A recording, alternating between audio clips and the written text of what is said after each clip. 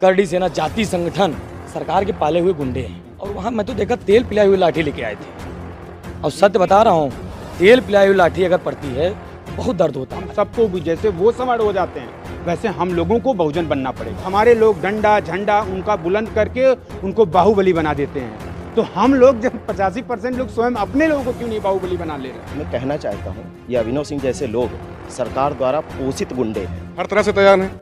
आप जैसे निपटना चाहते हैं हम वैसे तैयार हैं। ये मैसेज था हम लोगों के लिए कि हमारा डंडा और झंडा दोनों मजबूत है। अब कोई नया कार्यक्रम होगा तो हम लोग ड्यूटी लगाएंगे कि भाई अब वहाँ जाओ, वहाँ थोड़ा हमारे लोगों को जगाओ। हम लोग उसको पर कार्यक्रम पे 2 पैकेट गुटखा भिजवा देंगे। किस बात के लिए? कि हम लोग प्रचार जो इतना बढ़िया कर रहे हैं।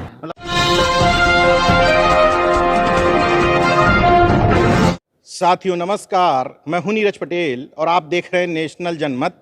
बाराबंकी से लौट करके आए हम लोग लखनऊ में, तो हमारे तमाम युवा साथियों से जो बहुत इस समय सोशल मीडिया पर सक्रिय भी हैं, बहुजनों की आवाज़ उठाने के लिए जाने जाते हैं, तो ऐसे तमाम भाई आखिर क्यों बाराबंकी की रैली में पहुंचे, क्यों वो चंद्रशेखर आज़ाद के साथ खड़े थे, इन्हीं लोगों से जानने की कोशिश करते हैं। मेरे साथ हाईकोर्ट के एडवोकेट सनी पटेल हैं। इस समय समाज के तमाम मुद्दों पर सक्रिय रहते हैं। पिछड़े दलितों के खिलाफ जहाँ भी अन्याय की बात होती है वहाँ पर ये पूरी टीम सक्रियता के साथ पहुँचती है। आप आज़ाद समाज पार्टी के सदस्य तो हैं नहीं, फिर क्या वजह थी कि सांसद चंद्रशेखर आज़ाद को लेकर के जब इस तरह की बातें बोली गई एक खास संगठन द्वारा, तो आप लोगों को तकलीफ हुई? आपने सोशल मीडिया पे भी वीडियो बनाए, पूरी टीम लेकर के आज एयरपोर्ट भी पहुंचे, उनको लेकर के वहां तक छोड़ने भी गए, क्या वजह है? देखिए भैया, आपको धन्यवाद करता हूँ नीरज भैया, और आपके पूरे दर्शकों को धन्यवाद करता हूँ। जैसे हमारे जो पिछड़े समाज के या बहुजन समाज कहती है, बहुजन समाज के जो भी नेता अपनी आवाज़ हमारे बहुजनों के लिए बुलंद करेगा, अगर उसकी आवाज़ को कोई दबाने का प्रयास करेगा, उसको कोई धमकी देगा, चाहे जो भी रहेगा, हमारे बहुजन समाज का अगर कोई भी नेता रहेगा जो आवाज़ उठाता होगा, जिसके अंदर मर्दानगी होगी, जो लड़ता भिड़ता होगा, इसे यूजीसी का मुद्दा जब से भाई ने उठाया है तब से इनके खिलाफ तमाम र्यूमर बनाना शुरू किए, धमकी देना, गीदड़ भपकी देना, ये सब हरकतें करना शुरू किए। भाई वंशज तो बहुजन का ही हूँ, बहुजन का वंशज, और बहुजन के कोई हमारे नेता को कोई धमकी देगा, गीदड़ भपकी देगा, तो हम लोग तो भाई अपने बहुजन नेता के साथ खड़े मिलेंगे। हम पार्टी के सदस्य बाद में, पार्टी बाद में है भाई। पहले तो सबसे पहली चीज़ एक काली कोट हमारी देखिए भैया, मैं एडवोकेट हूँ और हमारा भाई भी एडवोकेट है। सबसे मेन पॉइंट तो एडवोकेट, पहले तो भाई हमारा एडवोकेट है, फिर उसके बाद माननीय सांसद है और बहुजनों की आवाज़ है। अगर इस कंडीशन पर अपने भाई साथ ना खड़े रहें तो कहीं ना कहीं हम अपने साथ नाइंसाफ़ी करेंगे। और हर उस बहुजन व्यक्ति को ऐसे भाइयों के साथ खड़े रहना चाहिए जो आपकी आवाज़ को बुलंद करता हो, जो आपकी आवाज़ सड़क से लेकर सदन तक उठाता हो, उसके लिए हर सुख दुख में खड़े रहिए। तो वो गुट के बाद जो धमकी दे रहा था वो कहीं आज नज़र तो आया नहीं? भैया मैं तो उसको धन्यवाद करता हूँ, उसने हमारे बहुजन को जगाने का काम किया। ऐसे लोग भी होना चाहिए जो धमकी देने वाले लोग हैं, कम से कम हमारे पिछड़े दलितों को मजबूती के साथ सड़क पे और कार्यक्रम में आने पर मजबूर किए। और वहाँ मैं तो देखा तेल पिलाई हुई लाठी लेके आए थे। और सत्य बता रहा हूँ, तेल पिलाई हुई लाठी अगर पड़ती है तो बहुत दर्द होता है। अच्छा हुआ क्योंकि सड़ा हुआ दांत वैसे था गुटखा खाने वाला, उसका तो दांत वो बचता नहीं। क्योंकि बहुजन जब आवाज़ उठाता है, बहुजन जब लड़ता है, बहुजन जब लाठी चलाता है ना, फिर उसके बाद ऐसे अंग्रेज नहीं भागे थे। जब बहुजन लड़ाई लड़ा तब अंग्रेज भागे थे। अच्छा, आप तो कानून की बात करने वाले व्यक्ति हैं, संवैधानिक बात करने वाली, ये लट्टू को तेल पिलाने वाली बात कहाँ से आ रही? देखिए, हम संविधान को मानने वाले लोग हैं, लेकिन आत्मरक्षा में जो संविधान तुम्हें पूरी ताकत देता है, आप आत्मरक्षा में कुछ हाँ कर सकते हैं, ये राइट है, मेरा अधिकार है। भाई कोई हमको जान से मारने की धमकी देगा, हमारा पैर तोड़ने की बात करेगा, तो प्रशासन पे भरोसा नहीं था? ये तो कह रहा हूँ ना, सरकार के पाले हुए गुंडे हैं। ये सरकार, भाई सनी पटेल अभी किसी की जान से मारने की धमकी दे देगा, सनी पटेल हाईकोर्ट वकालत करता है, लेकिन फिर भी अगर किसी को मारने की धमकी दे देगा, किसी नॉर्मल व्यक्ति को धमकी दे देगा, 20 मुकदमा दर्ज हो जाएगा, जेल में डाल दिया जाएगा। लेकिन ये सत्ता पोषित गुंडे तथा कथित करड़ी सेना जाति संगठन, जो भाई संगठन आप बनाइए अपने, आपके अगर स्वजाति के साथ अत्याचार होता है, स्वजाति के साथ आपको कहीं पीड़ा होती है, आप वहाँ पहुँचिए, उनको न्याय दिलाइए। मैं सम्मान करता हूँ, जो संघर्ष करता है मैं उसको सम्मान करता हूँ, जो जिस जात के संगठन चलाता है मैं सम्मान करता हूँ। लेकिन अगर आप जाति संगठन बना के बहुजन समाज के लोगों को धमकी दोगे, मारने की धमकी दोगे, तो ये किसी कीमत बर्दाश्त नहीं करेंगे। इस सत्ता ज़्यादा दिन रहेगी नहीं। आज सत्ता का दम आपको बचा रहा है ना, इस सत्ता ज़्यादा दिन रहेगी नहीं। ऐसी हरकतें रही तो सत्ता जाने के बाद ऐसे लोग बढ़िया सबक सिखाया जाएगा। ये पिछड़े दलितों के बाहुबली हैं, अमरेंद्र बाहुबली। आप भी पार्टी में सीधे तौर पे कनेक्ट नहीं हैं? नहीं बिल्कुल नहीं। 69,000 भर्ती शिक्षकों के आंदोलन के अगुआ बने आप। इस समय मैं देखता हूं कि जगह जगह जाकर के जो नाइंसाफ़ी हो रही है ओबीसी एससी के साथ, उनमें आप शामिल रहते हैं। चंद्रशेखर आज़ाद से क्या जुड़ाव, क्या ऐसा लगाव है कि आप पहले एयरपोर्ट पहुंचते हैं टीम के साथ, वहां भी पहुंचते हैं, बाराबंकी भी पहुंचते हैं, लेकिन मंच पर नज़र नहीं आते? तो क्या, कौन से कनेक्शन के तहत आप पहुंचे? देखिए, चंद्रशेखर भाई पिछड़े दलितों की हमेशा आवाज़ रहे। जब हम पिछड़े दलितों पे अत्याचार हुआ था, इस सरकार ने हमारे हक अधिकार को लूटा था, तो भाई चंद्रशेखर जी ने हम लोग के साथ मतलब मैं बता ही नहीं सकता कितने दिन हम लोग के साथ रहे। शुरुआती दिन हम लोग चटाई पे 3-3 4-4 रातें हम लोगों ने काटी हैं, तो उसकी बात ही नहीं। एक बहुजन विचारधारा होती है। हम अपने आप को ओबीसी मानते हैं, वो एससी हैं। हम लोग इससे जब ऊपर उठेंगे, जब बहुजन बनेंगे, तब जाके हमारे समाज को कोई शोषण नहीं कर पाएगा। ये लोग जब समय आता है ना, तो अपने आप को सवर्ण बना लेते हैं। तो हम लोग क्यों पिछड़े, दलित, मुस्लिम और फलानी जातियों में? भाई हम जाति है, वो हमें टैग मिला है, उसमें हम जन्म लिए हैं, वो रहेगा। लेकिन जब हमारे समाज को आगे बढ़ाना है, जब हमारे समाज की बात करनी है, अपने बहुजन विचारधारा की बात करनी है, तो हम सबको भी, जैसे वो सवर्ण हो जाते हैं, वैसे हम लोगों को बहुजन बनना पड़ेगा। और तभी हम लोग सत्ता में आएंगे, तभी हम लोग शासन में आएंगे, तभी हम अपने लोगों की मदद कर पाएंगे। अगर हम ये सोचेंगे कि नहीं ठीक है, फलाने वो एससी हैं, हम ओबीसी हैं, क्यों जाएं? भाई चंद्रशेखर आज़ाद जी को धमकी दी जा रही थी ना, तो वहाँ बाराबंकी के तमाम साथी हमारे पास फ़ोन किया, अरे भाई ये ठीक है यार, उनकी अपनी राजनीति है, SC ST एक्ट हम लोगों के ऊपर होता है, ये है फला। बहुत लोगों ने फ़ोन किया। जब मैंने वीडियो डाली, वो काफ़ी वायरल हो गई थी, तो लोग कह रहे आप लोग जो लड़ाई आप कुर्मियों की लड़ रहे थे वो ठीक था। मैं कहा देखो, मैं बहुजन हूँ, तुमको लगता है, लेकिन हाँ, अगर हमारे समाज के ऊपर, हमारे बहुजन समाज के ऊपर है, तो हम लोग आगे लड़ाई लड़ते हैं। तो ये बताना पड़ेगा समाज को, बहुजन समाज को बताना पड़ेगा कि हम दोनों लोगों का खून एक है, हम बहुजन हैं। वो न SC हैं, ना मुसलमान हैं, ना OBC हैं, कोई नहीं, हम लोग का खून एक है। अगर हमारे साथ अत्याचार होगा, हम उनके साथ नहीं करोगे, हमारे साथ कौन, कोई सवर्ण आएगा क्या? हम उनका इंतजार करेंगे क्या? अच्छा कहने के लिए तो, अरे बाहुबली भाई बहुत अच्छा है, बहुत अच्छा करते हो, ऐसा लगेगा सबसे बड़े हितैषी हमारे वही हैं। लेकिन हमारे बहुजनों को समझना पड़ेगा, वो आपको ऐसे जंगल में छोड़ आएंगे कि वापस भी आप नहीं आ पाओगे। तो अभी लकीर खींच लो। जो हम लोग तो खुलेआम जानते हैं, लोग धमकियाते भी हैं। अभी जा रहे हैं कहीं पे, देखते हैं गाड़ी देख लेते हैं, रोक लेंगे, तो कुछ भी करें। देखिए, जो हमारी विचारधारा है, अगर इस समय सोशल मीडिया के ज़माने में, ये जेनजीज के ज़माने में अगर हम लोग अपनी आवाज़ को नहीं उठा पाए, तो वो दौर अलग था कि एक चिट्ठी लिखी जाती थी, फिर सालों बाद पहुंचती थी, अखबार में आता था, और गरीब पिछड़ा दलित वर्ग अखबार पढ़ भी नहीं पाता था। आज समय है कि हम अपनी बात जो बोलेंगे, बिना वो इलेक्ट्रॉनिक मीडिया और बड़े बड़े जो मीडिया फर्म हैं, जो मीडिया दलाल हैं, उनके बिना सपोर्ट के हम लोग अपनी आवाज़, अपने लोगों की मदद कर पा रहे हैं। और फिर हम लोग 85% कौन से हैं भाई? हमारी वजह से वो लोग हैं। हमारे लोग डंडा झंडा उनका बुलंद करके उनको बाहुबली बना देते हैं। तो हम लोग जब 85% लोग स्वयं अपने लोगों को क्यों नहीं बाहुबली बना ले रहे हैं? भाई हमारे लोगों को लगता है कि नहीं, फलाने लोग कितना चमक धमक है, वो चमक धमक हम लोगों में भी है, हम लोग भी दिखा रहे हैं और लोग जुड़ रहे हैं। साल 2 साल बाद देखिएगा, ये सब बाहुबली अपने अपने घर में बिल में घुस जाएंगे, और अपने नाम के पीछे से सो कॉल्ड जाति जो इनकी है, जो इनका जातीय गुरूर है, वो खत्म नहीं होगा। जो हो जाएगा तो बताइएगा। तो ये पूरे देश प्रदेश में हमारी संख्या है और हमारे ही खिलाफ बोल रहा है। तो ये अगर हम लोग सोचे कि नहीं, हमारे बहुत अच्छे दोस्त हैं, फलाने मिश्रा जी बहुत अच्छे दोस्त हैं, अगर हम कुछ बोलेंगे तो बड़ा बुरा लगेगा, इनका नाराज हो जाए। अरे भाई, आप मिश्रा हो, दोस्त हो, बने रहोगे, लेकिन हमारी भी विचारधारा समझो, हमारी भी भावनाओं को समझो। समय पे तुम्हारी विचारधाराएं, भावनाएं आहत हो जा रही हैं। अच्छा, UGC पे देख ली, सोच लीजिए कि हमारे लोग डर के मारे, भारतीय जनता पार्टी में जो सत्ता में है, हमारे लोग डर के मारे नहीं बोल रहे हैं, उनके लोग खुल के बोल रहे हैं।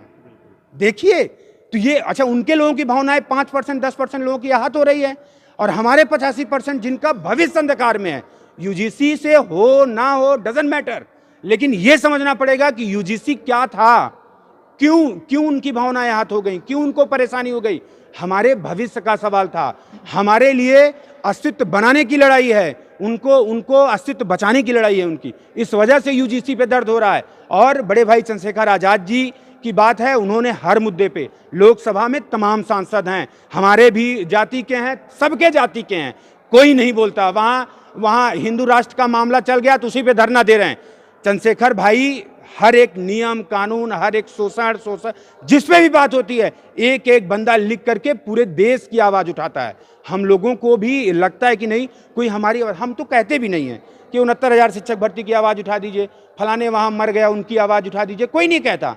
लेकिन वो भी तो सांसद हैं, सब जैसे वो भी तो हैं, उनको भी उतनी सैलरी मिलती है, उनको भी वोट से चुना गया है। लेकिन वो हर मुद्दे पे, चाहे यूजीसी हो, चाहे जाति जनगणना हो, चाहे हमारे समाज के ऊपर कोई अत्याचार हो रहा हो, हर मुद्दे पे बात करते हैं। तो भाई हम लोगों को भी ये समझना पड़ेगा ना, अगर कोई हमारे लिए लड़ रहा है, हम सिर्फ इस वजह से उसके साथ न जाए कि वो फलाने मतलब दूसरी जाति से हैं या दूसरे वर्ग से हैं, इस वजह से।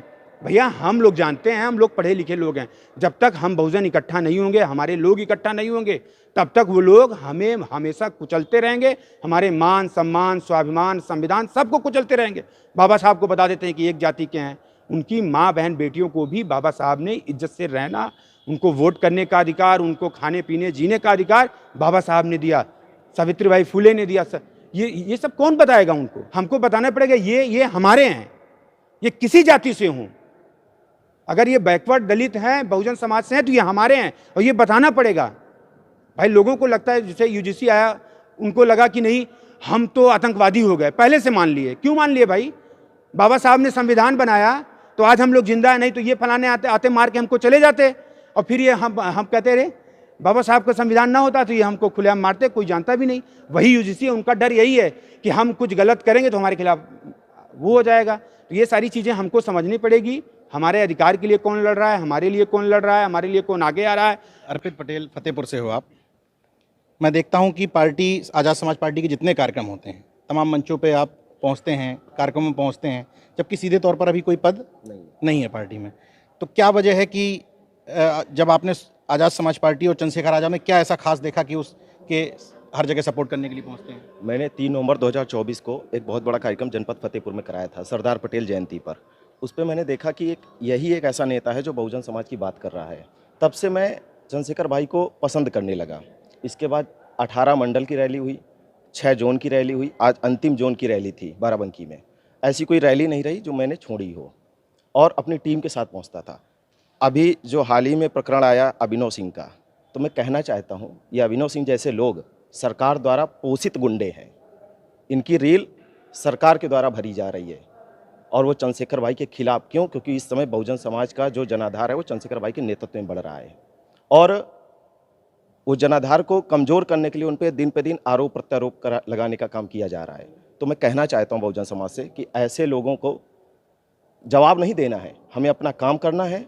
आज हमारे नेता ने भी यही बात मंच से हमें समझाई कि ऐसे लोगों का कोई एक्शन का रिएक्शन नहीं करना, अपना काम करने में फोकस करना है, अपनी ताकत बनाना है। और 2027 में जब विधानसभा का चुनाव आएगा तब हमें अपनी वोट की ताकत से इनको चोट देना है, और आने वाली 2027 की सरकार में 5 काली दास में नज़र रखनी है।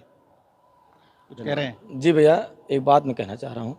जैसे बड़ा आसान होता है किसी को बी टीम बता देना, सी टीम बता देना, बड़ा आसान होता है समाज में, चाहे वो सनी पटेल हो, चाहे चंद्रशेखर भाई हो, चाहे आप हो, चाहे कोई हो।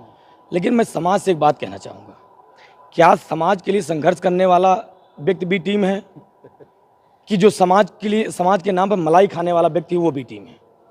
ये तय समाज को करना पड़ेगा। हम लोग बड़ी लकीर खींचने में विश्वास करते हैं। हम समाज को यही बात हमेशा समझाते हैं कि आप ये तय करो, डिसीजन ले लो, लड़ कौन रहा है और आपके नाम की मलाई कौन खा रहा है।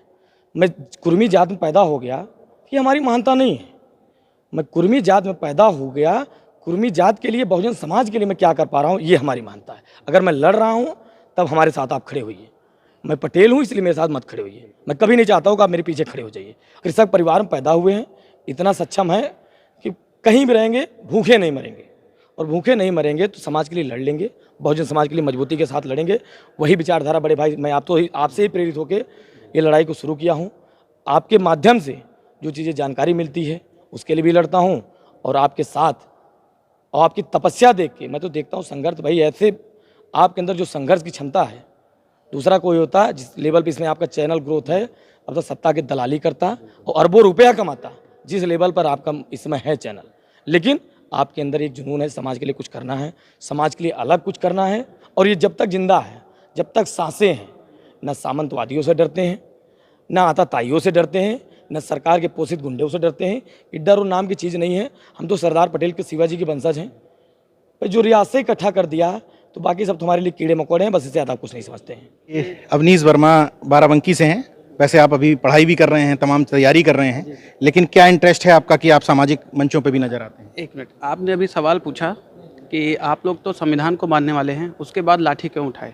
इसका जवाब मैं दे देता हूँ।